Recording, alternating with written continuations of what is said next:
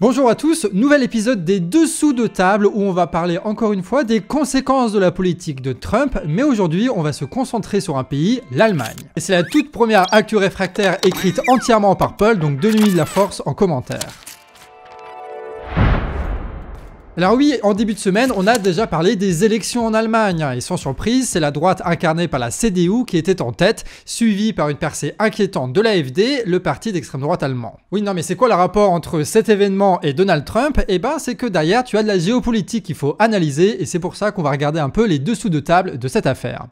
C'est pas une expression qui existe, les dessous de table, c'est terrible. L'Allemagne, après la crise du Covid et depuis le conflit en Ukraine, traverse une crise de l'énergie et une crise économique importante. Les sabotages de Nord Stream ont coupé net l'approvisionnement en énergie facile venant de la Russie. Il s'en est suivi une décélération de l'économie, une augmentation des prix, du chômage avec des plans de licenciement chez Volkswagen ou alors des ténors de la métallurgie ou de la chimie. Pour 2024, le PIB a chuté de 0,2% et pour la troisième économie du monde, eh ben, c'est ce qu'on appelle une stagnation économique et c'est du plomb dans l'aile. Mais quand on y regarde de plus près, on peut constater un changement d'orientation majeur et c'est là qu'on fait le lien avec Trump. Ok, Trump, c'est pas Biden, mais Trump, par contre, ce n'est pas moins comme fut Biden, le président des États-Unis. Et qu'on soit démocrate sénile ou républicain milliardaire exotique, eh ben la constance demeure. La guerre en Ukraine et le sabotage de Nord Stream ont littéralement déchiré un axe économique très important entre Allemagne, Russie et Chine, qui se dessinait sur les dernières décennies. L'Allemagne tirait son fameux modèle économique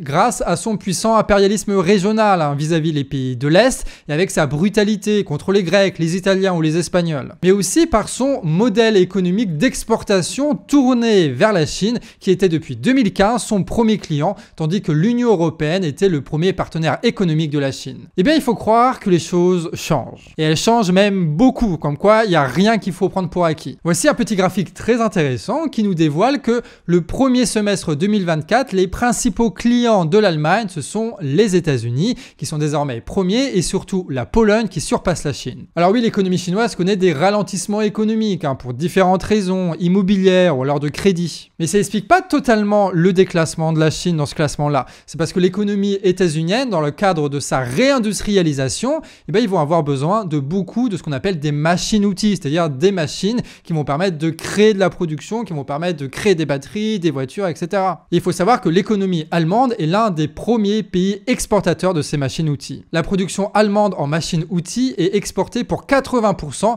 et concerne près de 16% des parts du marché mondial. Et le développement de ces échanges donne lieu à des négociations dans lesquelles va pouvoir être intégré aussi les GNL états-uniens en Allemagne. Tu sais, les GNL, c'est ce gaz naturel liquéfié qui est envoyé par bateau. Et oui, parce que l'économie allemande dépend encore aujourd'hui par moyens détournés d'énergie fossile russe, mais surtout à des débouchés cruciaux en termes d'armement. Et oui, c'est là où on va parler de l'OTAN, qui n'est pas simplement un dispositif d'alliance stratégique, c'est aussi un marché considérable pour tous les commerçants d'armes. Et donc forcément, toutes les chaînes d'approvisionnement et industrielles qui s'y rattachent. Donc ça va ravir les industriels de voir tous les gouvernements européens qui augmentent le budget de défense. Sans compter que l'État finlandais et suédois ont rejoint l'OTAN depuis peu, c'est quand même un élargissement de ce même marché. L'État allemand, il a confirmé sa volonté de poursuivre ses augmentations de budget de la défense. Macron, lui, a emboîté récemment le pas et la Pologne fait figure de premier élève de la classe avec un budget de défense qui est aujourd'hui à 4,7% de son PIB. La politique de Trump et en réalité de Biden aussi a permis donc une augmentation des budgets militaires des États européens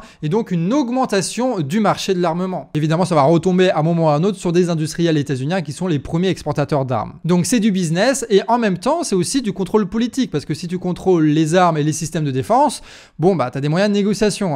Un levier qui va permettre aussi de redonner du tonus économique à tout ça, parce que tu auras des nouvelles commandes, donc des emplois, donc de l'activité, donc des profits, et tout ça qui redémarre. Enfin, selon leur plan, encore une fois. Et c'est donc dans ce contexte bien précis qu'a eu lieu les élections fédérales allemandes. Aujourd'hui, celui qui parle au nom de la CDU et qui deviendra probablement le prochain chancelier, c'est Friedrich Merz. C'est un ancien rival de Merkel qui incarne une droite dure, conservatrice. Alors, il n'y a pas de garantie qu'il va pas faire des compromissions un jour avec l'AfD, mais pour l'instant, il promet, notamment à l'équivalent du PS allemand, que des compromissions seront seront faites avec eux, mais pas avec l'AfD. Et l'AfD va donc s'orienter probablement vers une sorte de surenchère pour se démarquer de la politique de Merz, qui prévoit être très violent sur les droits sociaux, sur les prestations sociales, sur les assainissements des comptes publics avec évidemment de la rigueur, mais aussi sur les politiques migratoires. Les médias parlaient de l'AfD comme un étalon pour la politique de Trump et de Musk, puisque Musk, lui, ne cache pas son affection pour le parti de l'AfD, communiquant avec la présidente Alice Weidel. Les conversations apparemment passionnantes, le tout nourri d'approximations successives et de révélations surprenantes,